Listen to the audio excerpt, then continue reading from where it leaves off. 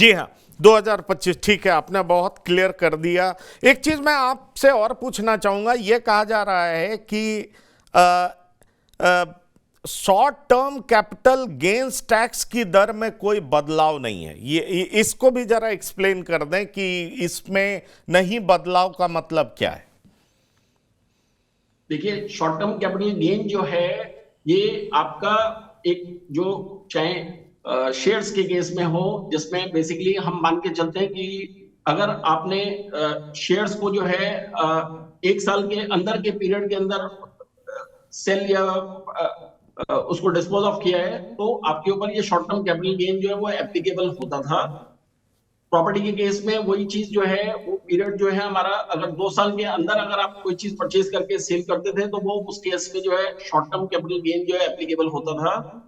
इनके ऊपर जो है गवर्नमेंट ने लास्ट ईयर जो है बदलाव लेके आए थे टैक्स रेट्स के ऊपर, और उसमें उन्होंने जो आपका शॉर्ट टर्म कैपिटल गेन का जो टैक्स रेट है वो 20% कर दिया गया था, 15% से शेयर्स के केस में।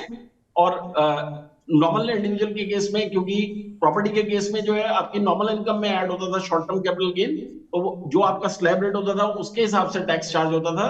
लेकिन अब जो है, जब उन्होंने टैक्स रेट्स को जब चेंज किया है, तो अब जो रेट एप्लीकेबल है वो 20% है। और इसमें यही बताया गया है कि वही रेट जो है वो हमारा जो अब टैक्स ईयर रहेगा 2025-26, उस पीरियड में भी वो सेम रहेगा 20%, क्योंकि इस बजट के अंदर जो 1 फरवरी को प्रेजेंट किया गया है, उसमें कैपिटल गेन्स के अंदर टैक्स रेट्स में कोई चेंज नहीं करी गई।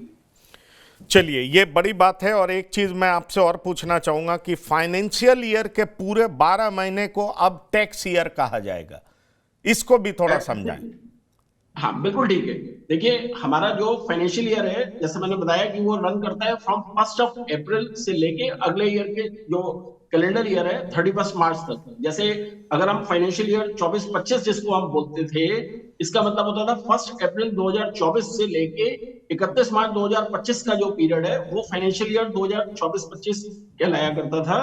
अब इस बिल के इंट्रोडक्शन के बाद जो है, हम ये देखेंगे कि जो फाइनेंशियल ईयर जो रन करेगा 1 अप्रैल 2025 से लेके 31 मार्च 2026 तक, उसको फाइनेंशियल ईयर इनकम टैक्स के अंदर ना बोल के, ना प्रीवियस ईयर बोल के, अब उसको एज अ टैक्स ईयर बोला जाएगा। चलिए, तो ये बहुत सारे बदलाव आए हैं और इसीलिए कहा जा रहा है कि नए आयकर बिल में कोई नया टैक्स लगाने का प्रावधान नहीं होगा। इसमें केवल टैक्स स्ट्रक्चर को तर्कसंगत और आसान बनाया जाएगा। इसमें मौजूदा कानून में कई नए सुधारों का प्रावधान होगा। कई अपराधों के लिए सजा कम करने का भी प्रावधान हो सकता है। ये बहुत सारी अपेक्षाएं हैं और सरल भाषा में कहा जाए तो करदाता को भी समझ में आ सकेगा कि दरअसल ये नया इनकम टैक्स बिल क्या है। इसको इतना सिंप्लीफाई करने का प्रयास किया जा रहा है। तो योगेंद्र कपूर साहब, TV9 से बात करने के लिए आपका बहुत बहुत धन्यवाद और बहुत शुक्रिया। तो इस खास एपिसोड में इतना ही। ताज़ा तरीन खबरों के लिए आप लगातार देखते रहिए TV9। धन्यवाद, नमस्कार।